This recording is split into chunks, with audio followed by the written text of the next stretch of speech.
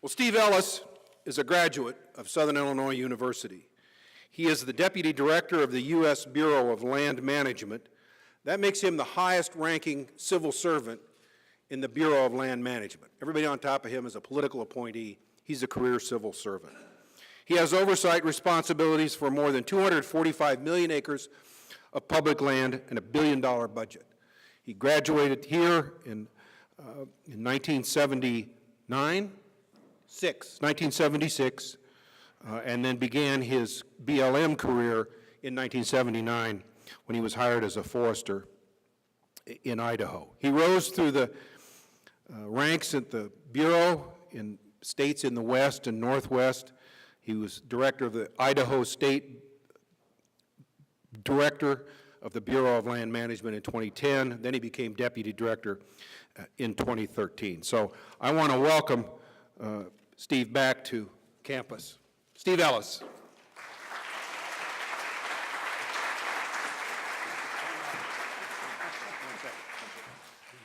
I forgot to mention, what we'll do is he'll talk for about 40 minutes, and then we'll do our questions at that time, and I'll help moderate that discussion. Steve. Okay, thank you. Boy, it's so nice to be back. I graduated, it was 1976, and I told our students back here, that's not 1876, 1976. I saw there, sort of looking at me.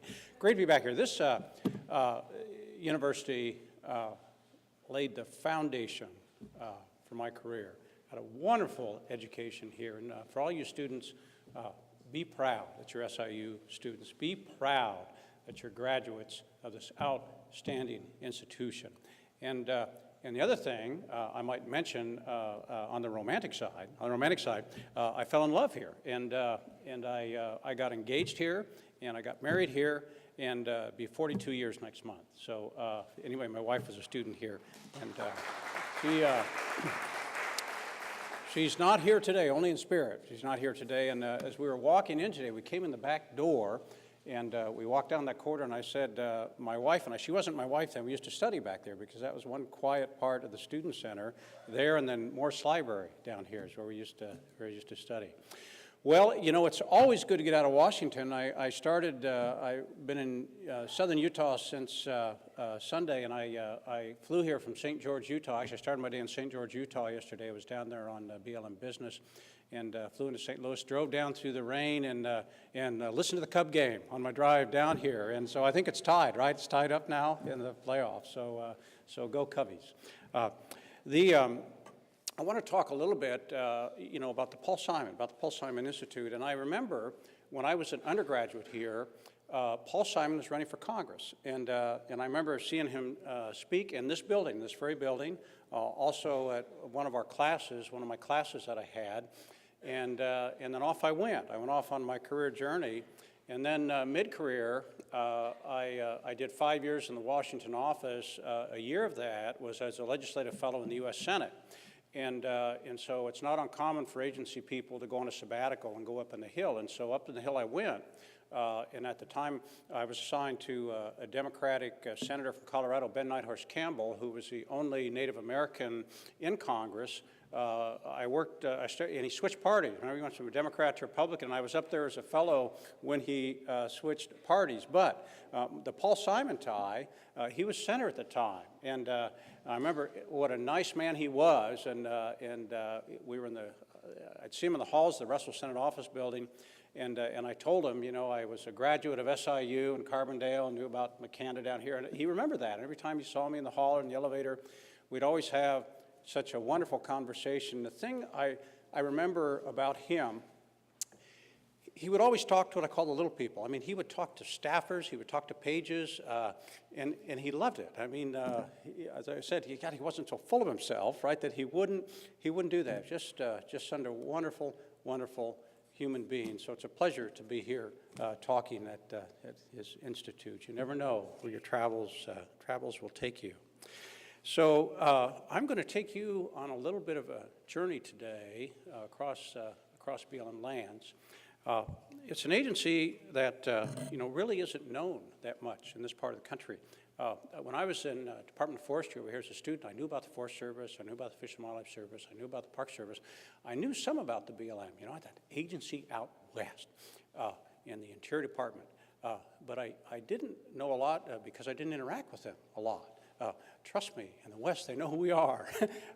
So I'm going to take on a bit of a journey here. All the slides that you see are pictures from your public lands, right? These are America's public lands that we manage. Somehow, I think I can push it. I see my grandson isn't here to help me. And so I can push this thing and forward it, right? I can forward. Let's try this. Here we go. So the BLM manages 1 out of every 10 acres in the United States. 10% of the surface area of this country is managed by the Bureau of Land Management, 245 million acres. So if you care about clean energy, well, many of you care about clean energy, I do. We are a major leader in making solar, wind, and geothermal energy possible. If you care about wildlife, we manage more wildlife habitat than any federal agency in the government, including, right, Fish and Wildlife Service. We manage more habitat than they do. If you value public lands, we have, and for recreation, we have more recreational opportunities on BLM lands than any other agency in the country. If you care about spectacular landscapes, we have breathtaking mountains, valleys, national conservation areas, national monuments, wild and scenic rivers.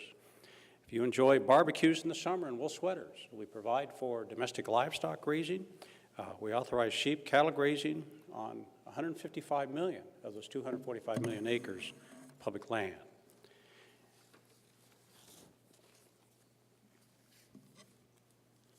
So, if you care about science being integrated in decision-making on public lands, sound resource management to sustain public lands and sustain our planet, and health of our planet for future generations, that's also what we're about. So, as the first slide said, that these are your lands, America, and we manage for what we call multiple use and sustained yield. If you look at the Act and the Forest Service, it was the Organic Act. The Organic Act, the Forest Service. The BLM, our Organic Act, is a Federal Land Policy and Management Act, which is 40 years old this week. I think today or tomorrow, maybe, 40th anniversary.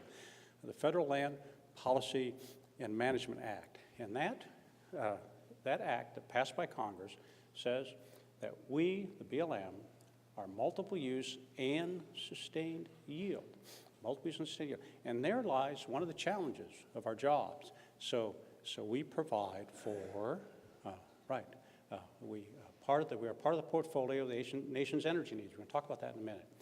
We provide recreation opportunities. We provide quality water, wildlife habitat, timber, right, forest products, many things. That's the multiple use part. The sustained yield part is the fact that the decisions we make, the resource decisions we make, and the science-based decisions that we make are to sustain these lands, not only for future generations of Americans, but for quality habitat for wildlife down the road. And we've got some trouble spots. We're going to talk about some of those trouble spots here in a minute. So, how many employees? We're 10,000 strong. 10,000 employees. Boy, when I was an undergraduate over here in the Department of Forestry, never did I think I'd have 10,000 employees and $1 billion budget. But boy, here we are, 10,000. Then in the summer, we add on about 2,800 seasonal firefighters, mostly college kids like me, right? When I was a firefighter, summer firefighter in the Forest Service, and I worked here when I was a student here at SIU. And so we have our employees run the whole gamut. We have foresters like myself, we have wildlife biologists, we have botanists, we have petroleum engineers, we have law enforcement officers, we have economists, the whole gamut in managing the nation's public lands. All very proud to serve. Here we are. If you look at this map, if you look at the yellow on the map, it gives you a pretty good idea of where these 245 million acres lie. And that's why, you don't hear a lot about us in this part of the country. You do when it relates to subsurface mineral estate, right? They know about us a little bit in that. But really on the surface management, we're in the West. So 245 million acres. The Forest Service, who I used to work for, by the way, proud agency, had some wonderful years in the U.S. Forest Service. Great agency. 192 million acres. Fish and Wildlife Service, 85 million acres. National Park Service, 11 million acres. Now, mentioned our $1 billion budget. We are one of the few agencies in the U.S. government that returns money to the Treasury. So last fiscal year, we generated $4.1 billion in revenue. All right, so we trumpet that to Congress. Doesn't get very far. We trumpet that to appropriations people that we make money, right, 4-1, and a couple of years ago, I think it was even 5-1. And it doesn't seem to help a whole lot. But we continue to trumpet it, and I just thought I'd mention it here for all of you today. Planning for healthy landscapes. The basis of what we do out there is all based on land use plans. Same with the Forest Service. When I was in the Forest Service, we had land use plans. We also do them in the BLM. And these plans involve extensive public participation. I was telling our esteemed chairman of the Forestry Department here at breakfast this morning that in August I signed a historic document, a plan for Western Oregon, for managing forest lands in Western Oregon. I remember the Northwest Forest Plan, created under Clinton, so this actually replaces this plan in the ONC lands, the BLM forested lands in Western Oregon. We'll get to that here a bit more in a minute. But that was involved, that involved 4 years of community meetings, of public input, of collaboration that went on to try to get to that final decisions. Now, as Chairman asked me this morning, well, did you get any lawsuits? Of course. We got sued by the environmentalists. We got sued by the timber industry. So, as I said, we probably hit the right spot there. We got this spot, and that will eventually get played out. But it's important to collaborate. And when I was interviewed by WSIU this morning, they asked if there was any message that I could leave students here, undergraduates. And the message I left wasn't get an A in silviculture, or get an A in botany, or get an A in soils, whatever course you take. What I have found to be successful is you have to have skills at collaboration and relationship building.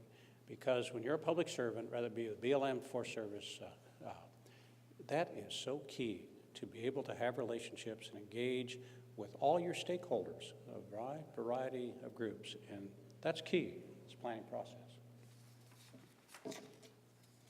Okay, so partnering with local communities. We have resource advisory councils all over the West. And these councils are made up of 10 or 15 people. They're appointed by the secretary, and they represent a variety of backgrounds. So these the environmentalists, the tribes, industry, county governments, local governments, they all sit and they represent these local communities, these local areas. And they are boards that advise us on what we do. They're not really decision-making bodies, but they advise us on what they do.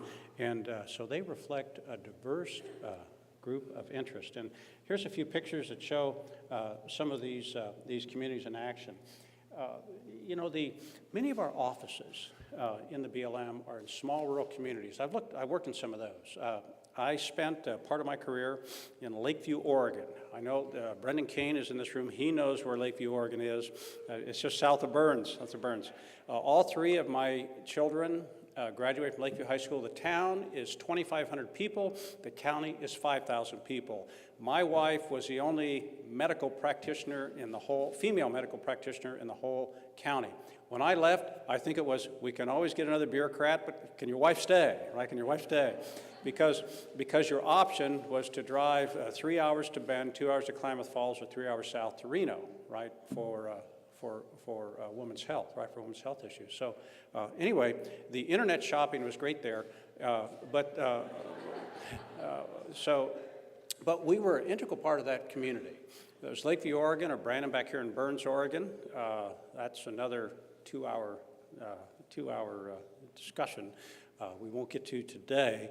But we're integral parts of those communities. My wife was a medical practitioner in that community. You know, we coach the school sports teams. We're members of the Rotary Club, the Lions Club, and so forth. And that is a strength. That is a strength in building community relationships. And I truly believe that that was one of the strengths that we had, Brenda, did we not, in Burns, Oregon, and Harney County, and that issue you all are so familiar with, that myself and Brendan experienced here last winter, is that our employees and the Forest Service employees and the Fish and Wildlife Service employees were so engaged and part of that community. So I can't emphasize enough. So protecting treasured landscapes. You know, there's some people, it's said that the BLM lands are those lands that nobody wanted. So what did they carve out of the BLM lands? National parks, national forest, and so the BLM lands were left. And lo and behold, they have been discovered. So we have many treasured landscapes. So we manage, we have 32 million acres of what we call our National Conservation Lands Program. And so we have 30 million acres of this provide unparalleled recreational opportunities. So we have national monuments, wild scenic rivers, we have national conservation areas. I was hiking in one of them here 2 days ago in southern Utah. When I worked in Las Vegas, we had the Red Rock Canyon National Conservation Area just outside Las Vegas. Now it's sort of Las Vegas, a city park. People love to go out there, rock climb, mountain bike, and hike. And these are outstanding areas. In the last 6 to 8 years, Congress has designated more wilderness on BLM lands than any other federal agency. And I just thought I'd mention only Congress can designate wilderness. I hear a lot of times in the West, you know, you BLM, we don't want you to designate any more wilderness. And I said, we won't. Honest to God, we won't. We've never designated an inch of wilderness. But Congress does do that, and most of those have come over to the BLM.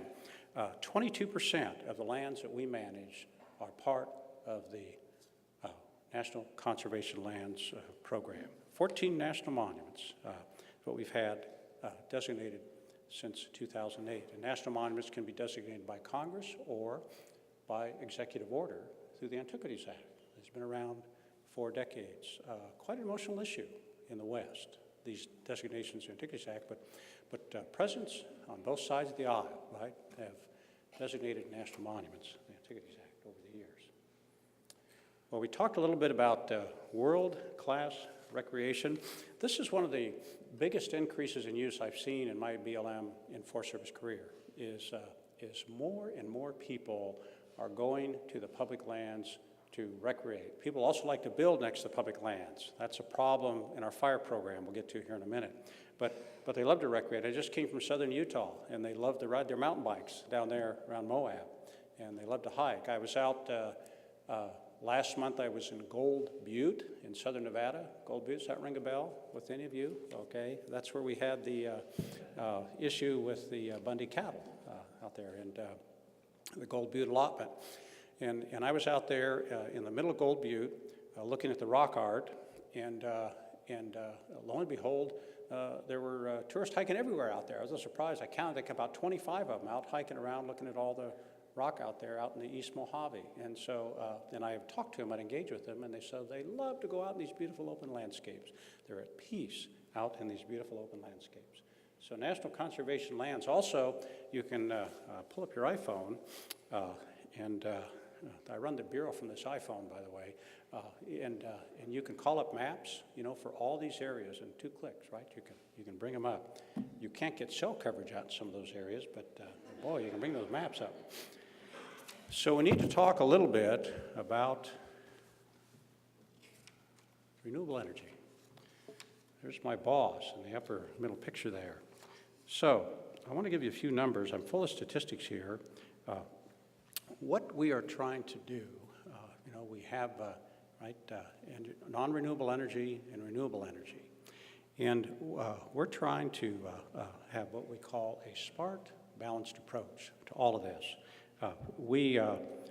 As I said, we contribute to the nation's energy portfolio. We want to make sure these landscapes are managed for generations to come. But since 2009, the BLM has approved 58 renewable energy projects. That's 35 solar and 11 wind and 12 geothermal. Now, with enough power to power more than 5 million homes and created some 26,000 jobs. Renewable energy, that's since 2009. And there's currently more of these in the pipeline. Our challenge is trying to figure out where solar farms and wind farms are appropriate and where they're not. When I went into Idaho as state director, when I came over from Oregon to Idaho state director, there was a proposed wind farm on China Mountain in south central Idaho, and I put a stop to it. I wasn't real popular with some county commissioners when I did that. So why did I do that? Why did I put a stop to 164 wind turbines on China Mountain? It was core sage-grouse habitat, right? It was core, some of the best sage-grouse habitat in the West, and I could not see having 164 wind turbines there. Now, I'm a huge supporter of wind energy, and there's other places out there that we could put it. So that's one of our challenges, is determining where it's appropriate, where it's not. When I've done travel management planning in my career, I tell the ATV groups that ATV use is a legitimate use of the public lands, but we have to manage that use. So we have to determine where it's appropriate and where it's not, science-based, resource-based decisions. So wind energy, we manage, we have 20.6 million acres of public lands with wind potential. Those are areas that we've identified where we don't feel we have conflicts, such as sage-grouse. And if those are developed, there'll be enough to supply the needs for over 1.5 million homes.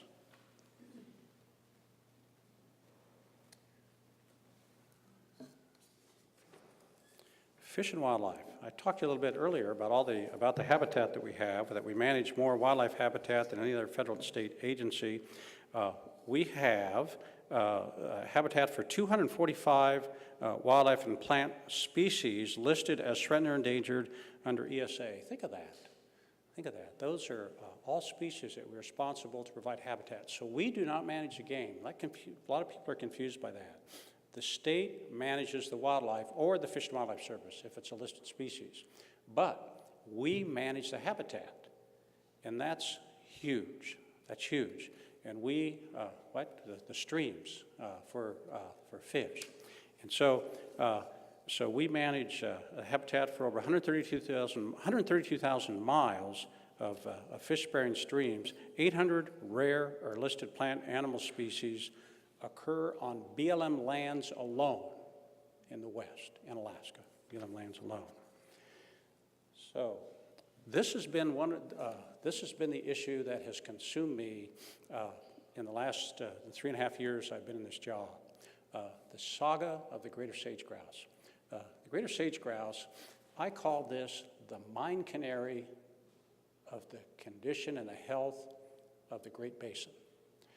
This is a species that lives in the sagebrush steppe, and I have seen in my career a decline in the condition of the sagebrush steppe all throughout the Great Basin, and this thing has been chirping. So the U.S. Fish and Wildlife Service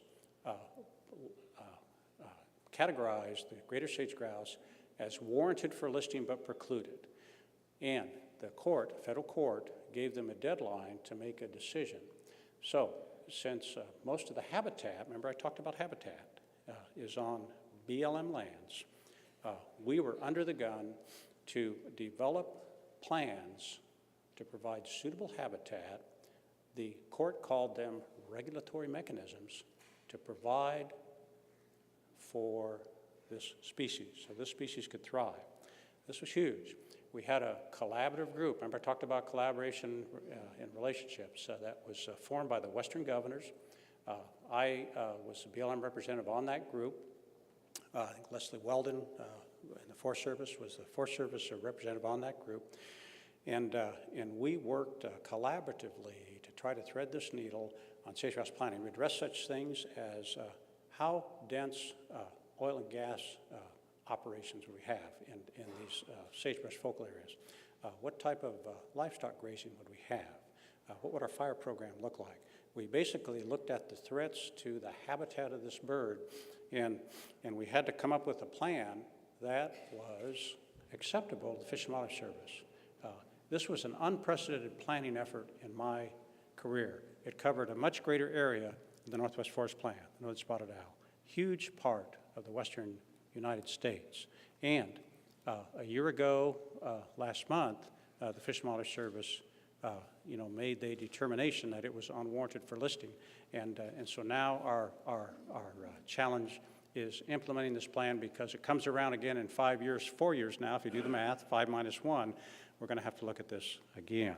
And so anyway, we focused on the sage-grouse, but there are many, many, many other species that live in the sagebrush steppe that depend on healthy sagebrush steppe habitat.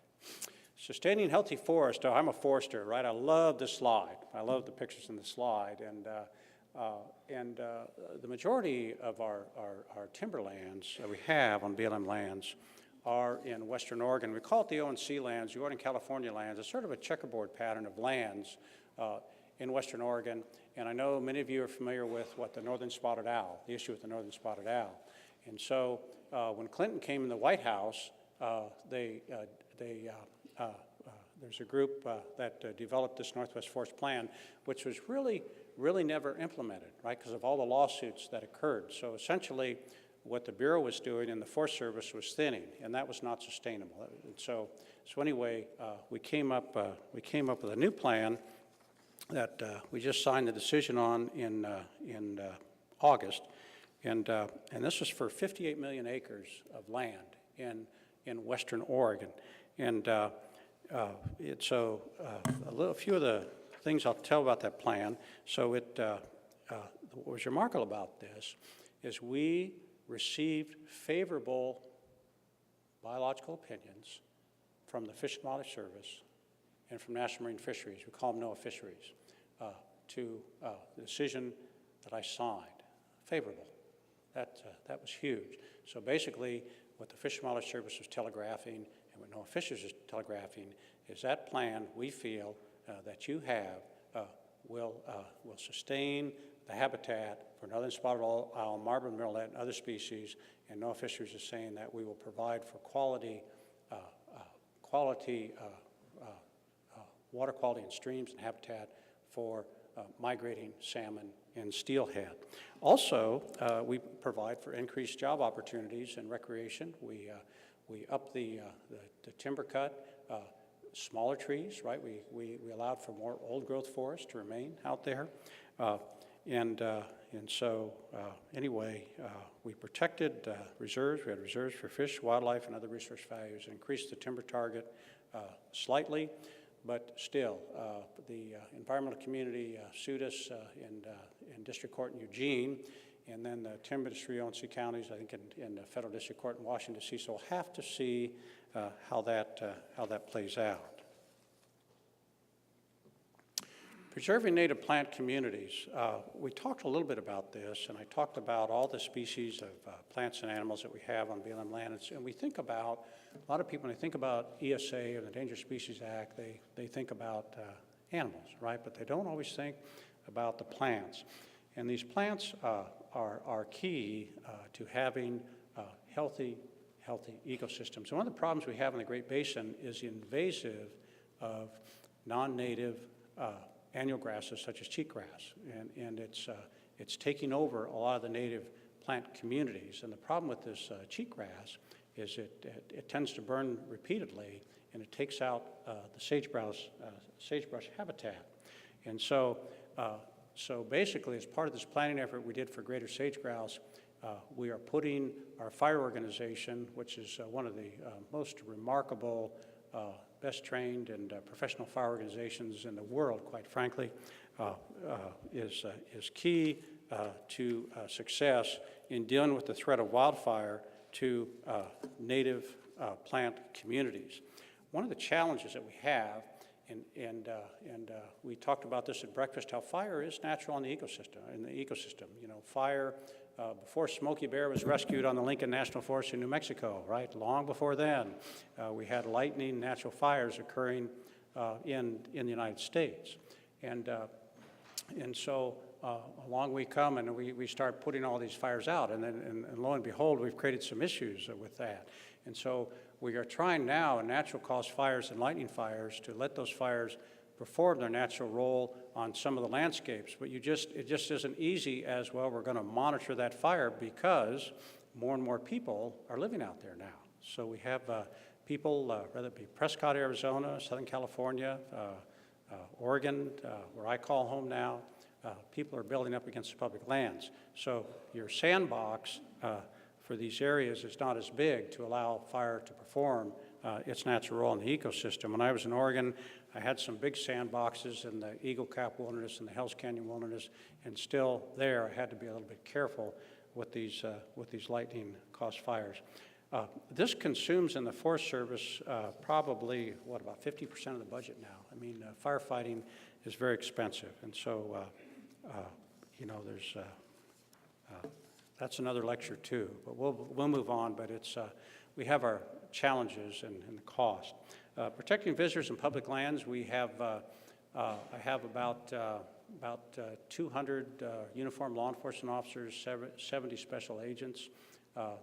The agents mainly do investigative work for us, and they cover 245 million acres, so you can do the math, right? And so they cover a lot of ground. And some of the things that they work on, of course, visitor protection is foremost, visitor contacts. Also, we get a lot of, marijuana gardens out there. We have, we have issues with people, taking cultural resources and so forth. And so, anyway, I'm very proud of the work that our law enforcement officers do every day on public lands. Well, here's a quiet little program. Wild Horse and Burros. This is a program, such an emotional program. The Great American Mustang. There's nothing more romantic, even to me, seeing these wild horses running across the landscape. It's so neat. I have horses myself, and it is so neat. And we are so proud of the fact that we manage these horse herds. But here's our dilemma. Here we are. So we determine really we call it carrying capacity. We call it appropriate management level for wild horses on these western lands, and it's around 27,000 horses roughly. Right now we have about 70,000 of them out there, right? So 27,000 versus 70,000. So that's today. Now, you do your math again. You won't even need your calculator for this one. Herds double in size about every 4 years. 3 to 4 years, they double in size. So in 4 years, right, if all things being equal, 70,000 goes to 2 times 70. Now, the other issue we have, of course, we have the adoption program, the Adopt Horse program, and the numbers have been down. Actually, they were up this last year, but those numbers did have declined. And so historically, what the Bureau has done is we go out and we gather horses to try to get our numbers down to this appropriate management level. And we put them in our Adopt a Horse program. Some of them go into the prison training program and so forth. And then those that we don't adopt, they go in long-term holding. So we have roughly 50,000 in long-term holding, and we've penciled out the cost of that, and it's about $50,000. So 50,000 animals, off-range corrals and pastures. So for each one of those, it costs the taxpayer about $50,000 from the cost to we gather the animal till the horse lives out its life in long-term holding in the Midwest for the most part. So you might ask. And the total cost, by the way, is about $1 billion. We figured, so in the Forest Service, that cost of suppression of fires, which may have been 10%, is now about 50% of the budget. And the cost of this wild horse program is beginning to creep up too. So logically, you might say, what are you doing about it? What are you going to do about it? So one of the issues we have is we don't have a long-term fertility control option right now. We have PCP, and we've had some wonderful wild horse groups and volunteers that have stepped up in darting these mares. And this, what they dart them with is something that works for a year, right? Works for about a year. We have one that is marketed for 2 years, but our people say it's really more like 1 year. And so if you have we talked about 70,000 animals out there. we have found that it's not real effective for the long term, particularly in these herd management areas that are the size of Delaware, and we have some of those out in Nevada. And so what we are doing is we have put $11 million into research to try to find a longer lasting fertility control drug that we can use out there. The other thing that we did was we were putting some funding into some trials for mares for spay and neuter, we call our spay and neuter program, that we were going to do in Burns, Oregon, and we backed off on that here not too many weeks ago because of some litigation that we had. So anyway, there's no effective long-term fertility control. We're putting money into research to try to find that. The other thing that I think is key is to try to increase adoptions and develop more partnerships for adopting wild horses, and to try to get those numbers up, to find good homes for these Mustangs. And we've done some things. We have the Great Mustang Makeover, where people actually train these horses and we sell them. The prison training programs that we use, where the inmates train these horses and then we sell them. And so the other thing that we've toyed with, and this is call this a commercial, and that is if it costs the taxpayers $50,000 per horse, right, to maintain this unadopted horse, why not, maybe, and Congress would have to do this, why not Congress write out a check to somebody that adopts a horse and say, has it for 10 years, right? Takes good care of it, and I said, why not give them some money back? I think you could give them a check for $10,000 and the taxpayers would still be ahead by $40,000. But anyway, we brainstorm and we try to think outside the box on what we can do. Our National Wild Horse and Burro Advisory Board, they lit up my board and my phone at work here not too long ago, and they're an independent group, and they out in Nevada, passed a resolution about euthanizing horses. We're not going to do that, right? We are not going to do that. We are not going to euthanize healthy horses. That's not in our playbook. Anyway, but there's some of these other things that we're going to continue to do, and we need the help, right? We need the help of Congress. We need the help of the horse groups who, to try to find a solution. I'm just about done here. We talked a little bit about rangelands, protecting the past. Boy, everyone loves dinosaurs. I mean, they really do, dinosaurs. So I've got a few numbers here. We have talked about the fossils. The Bielem's-Cleveland dinosaur fossil in Utah, home of the largest concentration of man-eating dinosaurs ever found. So in the Grand Staircase Escalante National Monument, where I was earlier this week, they have discovered hundreds of new dinosaurs, right? Hundreds of new dinosaurs just out there since that was designated in 1996. So that's sort of become a research lab, a worldwide research lab. When I was out there, I was talking to a woman who was out there doing research from Germany, and she said, boy, this is the place to come, the Grand Staircase Escalante, to do research on these. Lastly, boy, this is one of my favorites, my favorite slides, engaging youth for future generations. And this is a huge emphasis for Secretary Jewell. And she told me that, one of the reasons she took this job as secretary was so she could engage youngsters in the outdoors, and she means it. And if you look at this, there's a couple reasons we do this. One, of course, is to have this young generation, future voters, get a great appreciation for the outdoors. You know, when I was a youngster, when I was a student here, I remember, we'd go out and we'd canoe the Jack's Fork and the Current River over here. I hiked all over the Shawnee National Forest, Garden of the Gods, all these areas, go hiking, go down to Giant City, and we got outdoors. And I think, so much of our younger generation, right, they get involved in a lot of this stuff. So what I used to say, I used to encourage them to put these things aside, right, and get outdoors. Well, fat chance, right, they're not going to work. So I changed my sermon to take it with you, right? Take it with you. And so, remember I said we put our maps on these things, we can get cell coverage. So what we're telling people now, you know, use these devices, get out there, use them, take your pictures, you know, look up our maps, and enjoy your public lands, and then we will have future generations of Americans that love and embrace their public lands and will support the BLM, Forest Service, Fish, Wildlife, all these agencies. Look at these great kids. My favorite one is the lower left. That is Campbell Track up in Alaska. And I was up there at the Campbell Track, and they get hundreds of kids out there in that Campbell Track. It's sort of like the Red Rock Canyon NCA is to Las Vegas, is a Campbell Track to Anchorage, and that's where they all go to run around year-round.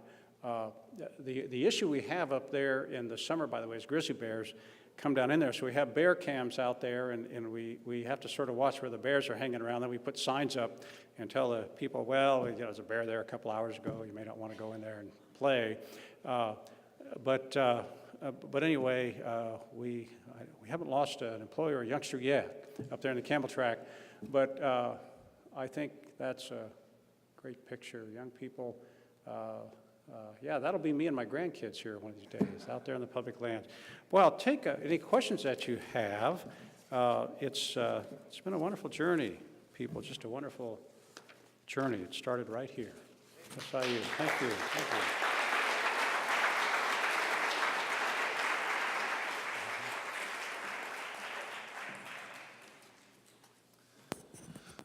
All right, Steve, we've got time for a few questions. You want to raise your hand.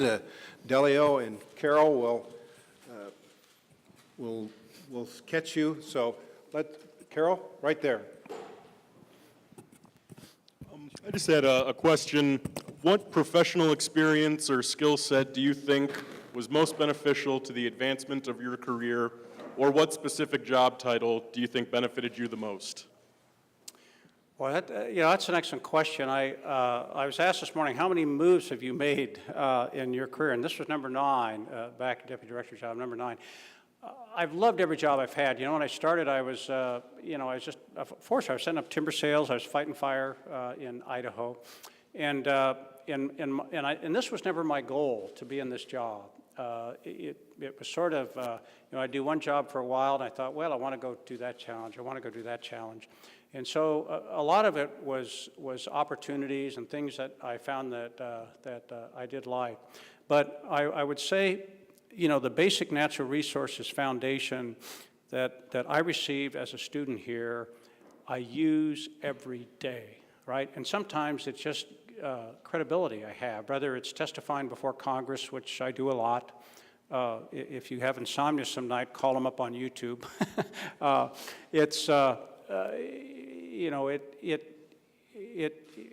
That's very important, right? That basic foundation. But the other thing that I learned, and I referred to it earlier, is I have found that to be successful in these type of jobs, you have to be good at relationship building, and you have to be good at collaboration. And I didn't take classes in that here. If I could look back on my education here at SIU in terms of, what do I wish I had taken more of? Paul Yambert had a course in forest policy, and that, the title sounded a little, boring to me. I thought, well, why would I need to know all that? Well, that's all I do anymore is policy, right? It's policy stuff and politics. In NEPA, National Environment Policy Act, George Weaver had a new course in environmental assessments and National Environment Policy Act, and I sort of wondered, why do I need that? And I can't tell you the number of times I've been in the courtroom, right, on NEPA type of issues. And so I think having a course in natural resource law would have benefited me greatly because of all the lawsuits that I've been involved with in my career. I think that would have been helpful. Maybe more sociology, really, to see how people tick, because we have many, many publics out there and many tribal nations that we have a trust responsibility with, and even some anthropology would have helped me in that. And so I would say focus on some of those classes that would give you more exposure to working with people and how people and groups tick, and how to work with special interest groups in political science and environmental law for these type of jobs. I think that would be helpful. Does that help you at all? Where my phone is ringing in my job, where my phone is ringing from the West, it's where my line officers are struggling with relationships, quite frankly. And those that are good at relationship building and good at collaboration, for the most part, my phone doesn't ring from those areas. So regardless of their professional degree. So hope that helps. Other questions? How about right here? Wait for the mic.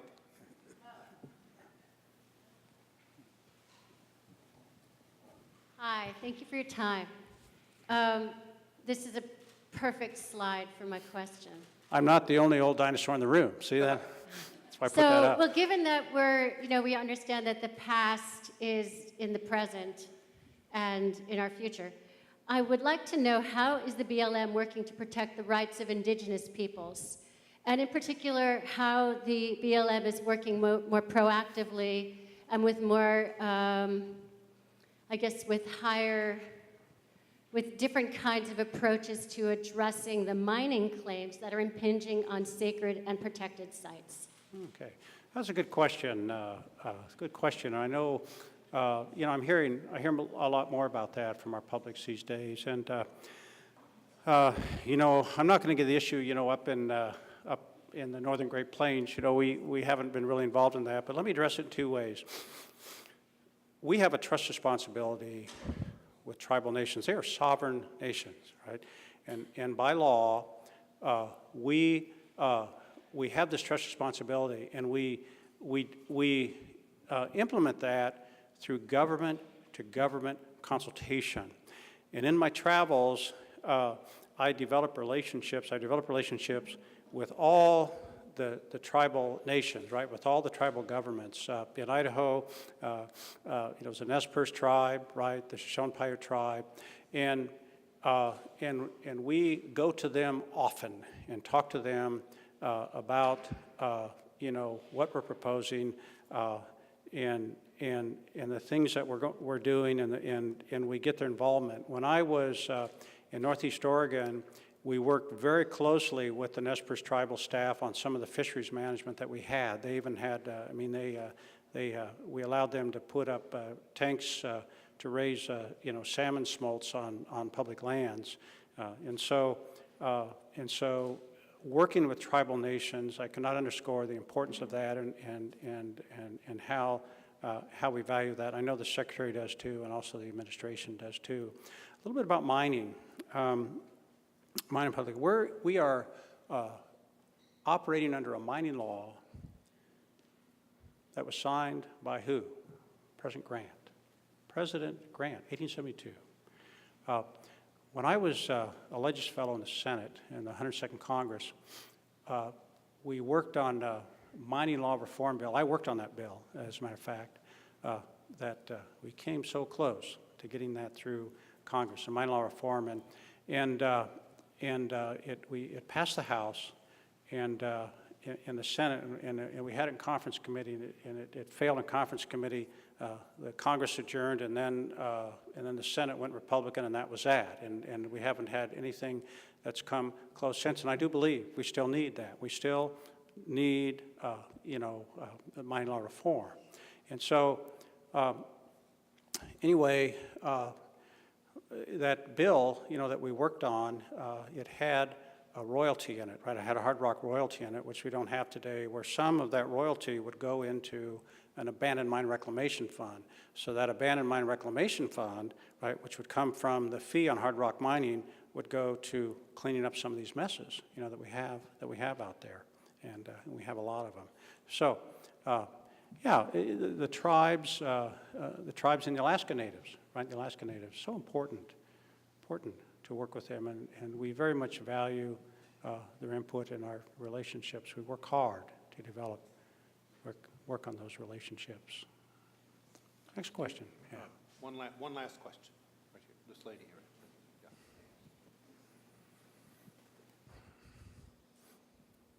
Good afternoon. Hi.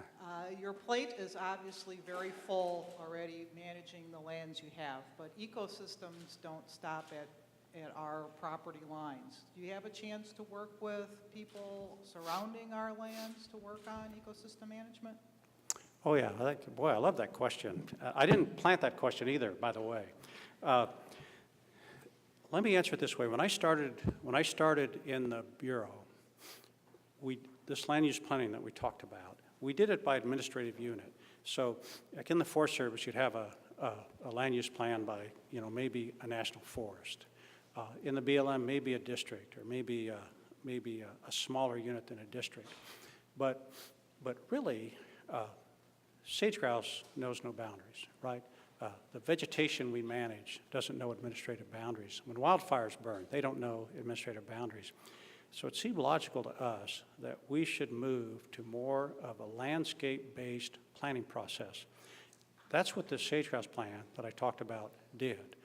That planning process amended plans across the whole sagebrush seed because we manage habitat on a landscape basis. So we're trying to move our planning that way. So we are working on something you're not familiar with here in the Midwest and East, but they are in the West, called Planning 2.0.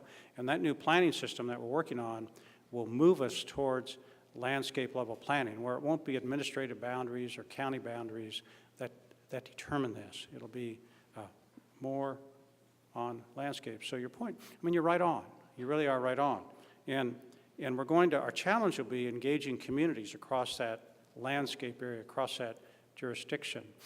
Historically, a lot of the local elected officials, are very used to dealing with the Forest Service and the BLM on planning that was within their county or within a couple counties, and we're going to move more on a landscape scale, and that's a good thing. The plan that we did for Western Oregon, I signed 2 decisions on that plan I talked about on August 8th.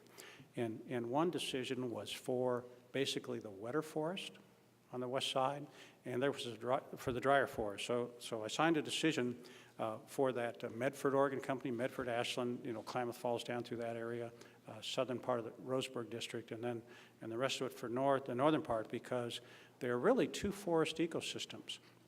Now, I rattled off some names that are district administrative boundaries, but the plans crossed those administrative boundaries, and it more looked at the ecosystem.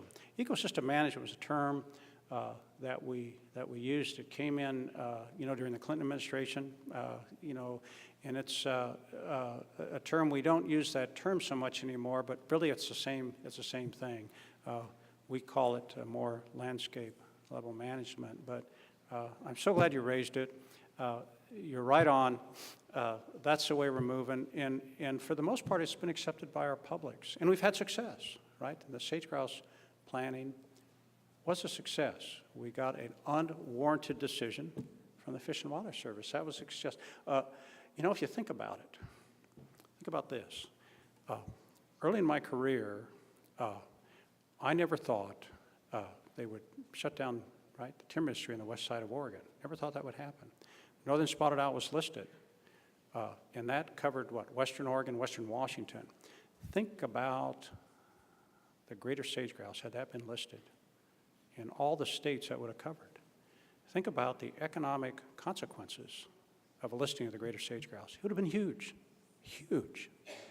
So it was worth it, The landscape level planning, the collaboration that we had with the representatives from all the states, Western Governors Association. At the end of the day, we had a success. The first couple of meetings, I wasn't sure. I really wasn't sure. I thought, boy, the clock is ticking here. We got a little over a year to go till the court order deadline. But how do we get there? We got there because we all recognized that. Everyone in that room recognized that, whether you're representing the governor of Utah, Governor Meade from Wyoming, Governor Otter from Idaho.